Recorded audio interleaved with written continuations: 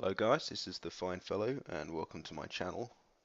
Let's talk about this WoW token thing because I think it's a bit dodgy, a bit weird. Uh, yeah, let's discuss it. So I'm looking on the WoW website now and it's talking about the token and describing it, how it's going to work. So in case you don't know, it's a sort of peer-to-peer gold selling service basically. One player grinds up some gold and another player wants to get the gold basically and exchange it for real money. So the way they do that is that they buy a game token, which is worth one period of game, 1 month I think it is, of game time, and put it on the auction house, and another person can buy it who's already grinded up the gold, and so £9 or £10 is exchanged for some amount of gold, maybe 30 to 50,000. Yeah, it's basically just Chinese gold selling, but it's all right now. It's legal. So, what does this mean for the game? What's the point of doing this first? So, I I guess most people have seen those gold spamming Chinese people in trade chat and all that. So, gold selling is happening, and it's happening off the radar, and it's a big problem because those kind of sites are a big source for hacking. You give them your account details for some reason, either to farm the gold or to level your character or something like that, and they'll repossess the account in some way or hold on to the information and use it to take your account and do dodgy stuff with. So Blizzard have tried to do bannings and stuff, but it's turned out to be a problem.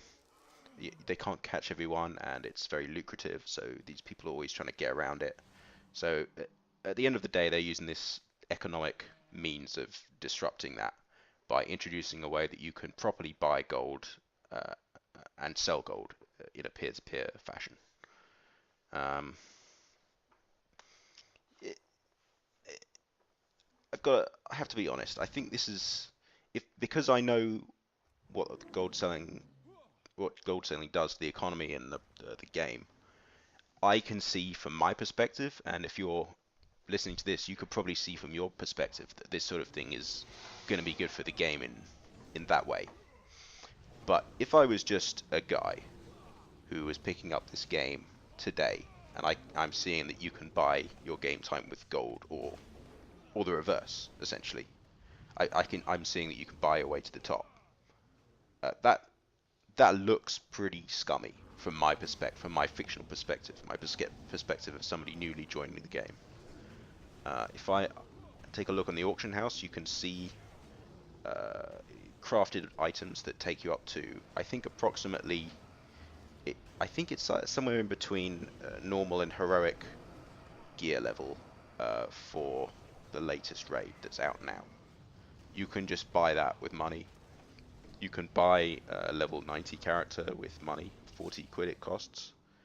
And if you have a look on the black market auction house, you can buy gear that's not even available in the game yet for gold as well. And gold is exchangeable for real money.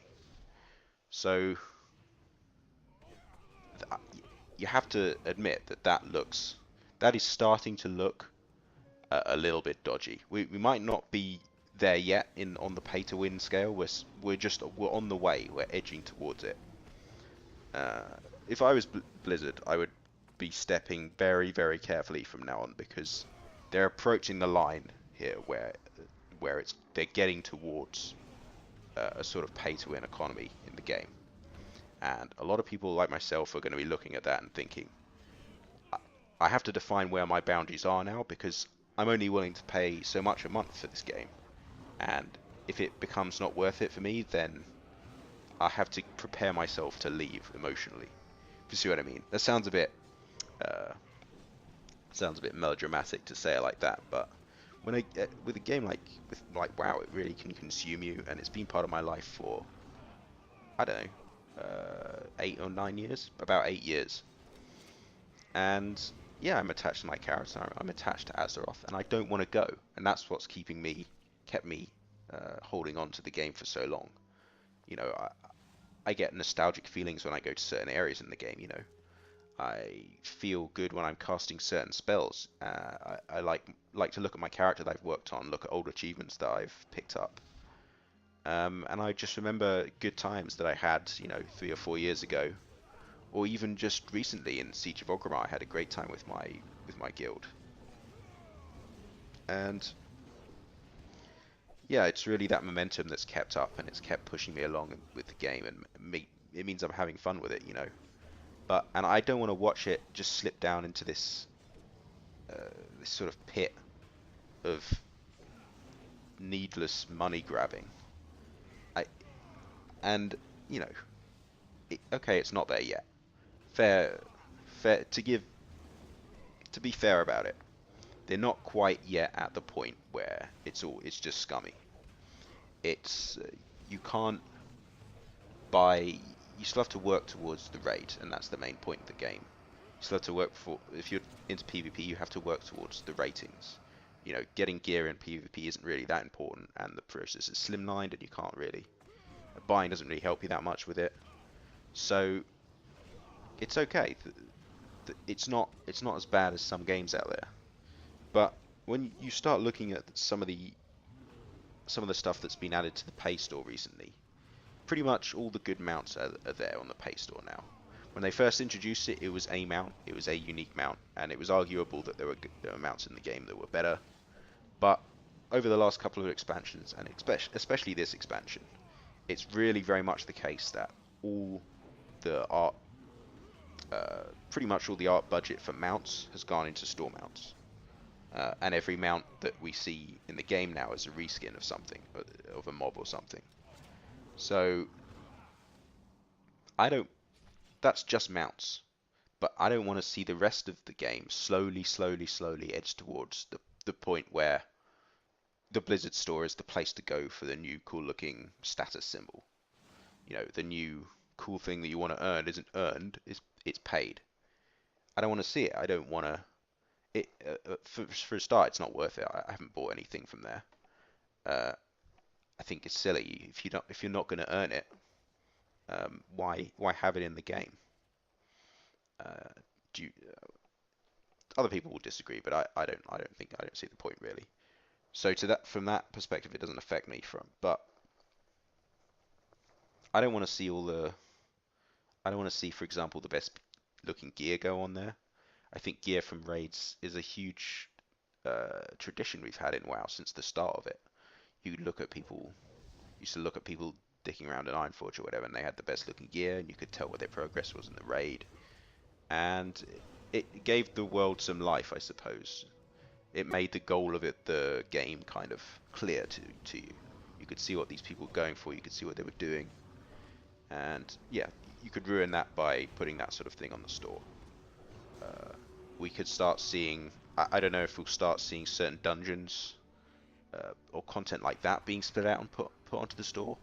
Maybe it'll be just the case that they do a dungeon tier that's optional, and the gear is just a side grade or something. But it's just a little bit extra. I don't know. At that sort of point, I'd be looking at it and thinking, I don't want to. When I log in the game, I want to know that I'm having fun and not worrying about anything except playing the game. I don't want to be worrying about when I next have to get out my wallet to start having fun. Uh, it could happen, and I don't know how far away from it we are, but we're edging towards it. There are some people saying that it could never happen, but to those people I just say, look at Diablo 3. I think this point has been made before, but if you look at the real money auction house thing and what was going on there, I was a fan of Diablo 2. Well, a casual fan. I played it, I thought it was fun. And when they announced Diablo 3 in the real money auction house, after that, at first I thought, oh yeah, this is great. I'll probably get this and pick it up. As soon as they announced the real money auction house, I had my doubts. And once I read what it was and how it was going to affect the game, I decided no. So that's it. They went from my perspective, they went from a sale of the game, pretty much guaranteed, to a non-sale. And later on, I picked it up on Xbox, where they don't have that kind of thing.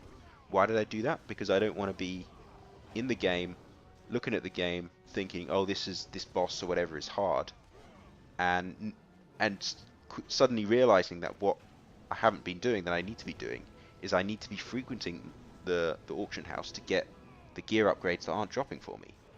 I don't need that in my life. I don't need the game prodding me and poking me to spend my real money. I want the game to be my game life, and I don't need it to be affecting my real life and my job. That I stress out in my job about money. That's why I do that shit. I don't I don't want my games to be a place where I'm thinking about my money and my net worth. I don't care about that stuff. I care about having fun in the game.